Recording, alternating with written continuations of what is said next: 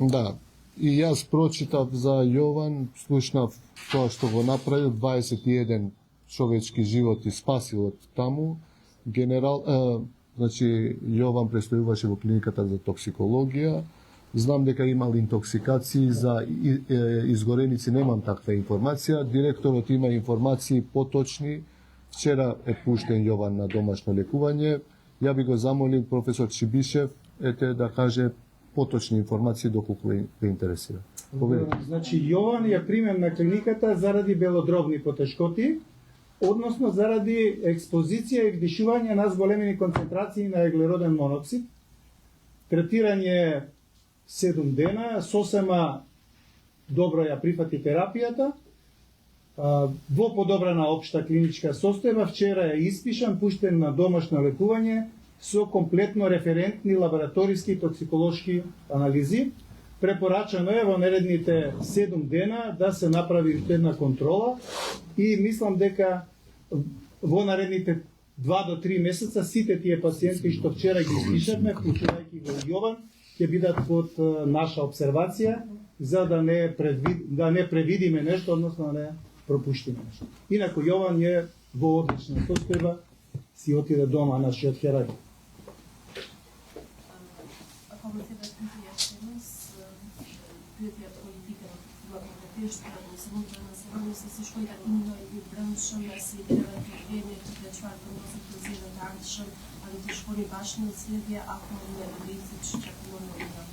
Брам кишим таким лидерите вленит, иште атмосфер конструктиве, биседувам, да натуриш на моментин ќе ткеми не вендим дефинитив, опиниони дот информуват.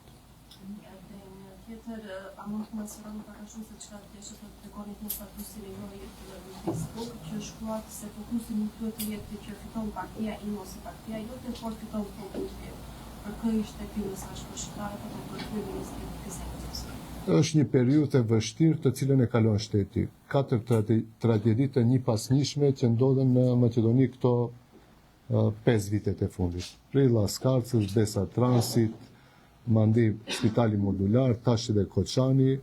Unë mendoj se sidomos organet e hetuesis dhe gjyqësis aty ku vendosen duhet të depolitizohen, mos i shohim këto raste, nuk shifen më partit.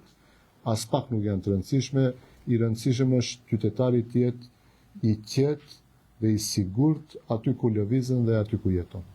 Zotëre Taravari, me që filluam me pyetje politike, për çfarë janë ato kanalet e komunikimit me triatmetin që i përmendur?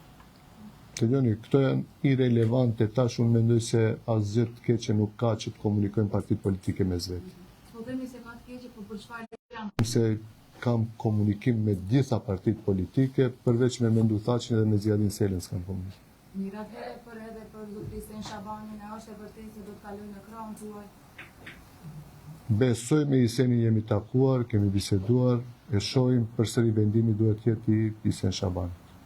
Министре, овие пластични хирурзи што споменавте дека одат започнати, секој ден ќе одат за да ги проверуваат пациентите кои што се изгореници, веќе се вратени, бидејќи сепак не станува збор за 2-3. Овде ги имаме повеќе од 50-150 се надвор од државата, дали негде во Кочанската и Штипската болница ќе направите како можеби одделение каде што ќе одат пациентите и дали ова веќе сега ви кажува дека треба сепак да размислите за центарот за изгореници да биде отворен за да може да се третираат тие што ќе се враќаат. Во Штипската болница имаме информации дека има 4 пластични хирурзи. Ние имаме тука доволно пластични хирурзи. Јас кажав дека континуирано наши екипи ќе бидат присутни во Кочани, доколку треба и во Штип за некакви интервенции од типот на пластична хирургија. Така да во континуитет ќе се обидеме овој немил настан, оваа трагедија во Кочани да заврши со што помалку последици.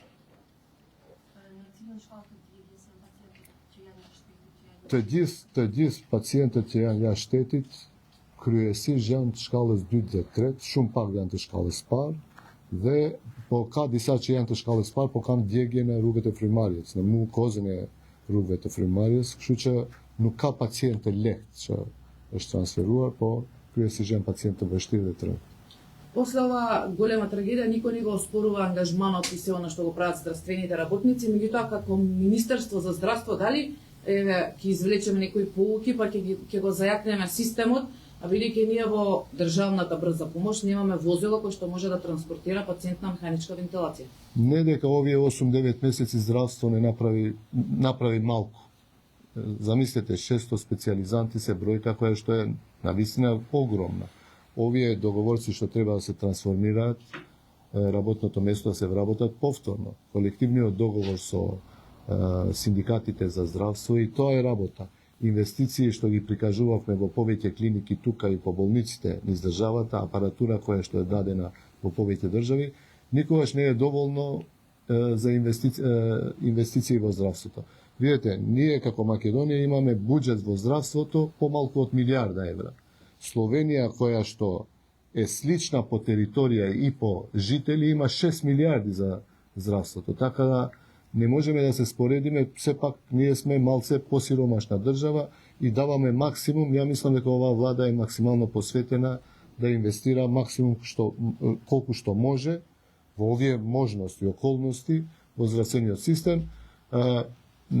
Ова сигурно ќе акцелерира уште повеќе инвестиции. Ме прашавте преска и за центарот за изгореници. Ја мислам дека тоа треба сериозно да го размислуваме. Сме го зборили и со премиерот и имаме неколку можни опции каде што би направиле центар, мада не дај Боже повторно да се повтори тоа и да имаме центар, повторно ќе излежиме 20, 3 или 4 пациенти. Колку за информација, во градска општа болница имало центар до 2013 година, кај што имало 2 кревети. Значи за 20 пациенти. И замислете, да го имавме тој центар, често го прашувате, повторно таму ќе можеме да излежиме само 20 пациенти, ништо повеќе. Да се надобрзам на претходното прашање и по оваа трагедија во Кочани се размислували повеќе оние што се во здравството, договорци на дело да добијат трајно вработување. Секако тоа е пред да се случи ова, ние сме го зборували и сме го кажувале тоа, меѓутоа има одредени повеќе административни проблеми од клиниките и болниците кои што имаат пропусти во документацијата што ја испратјаат за финансии. Напот ви кажавме 1200, не јас и премиерот го кажа, и 600 специјализанти.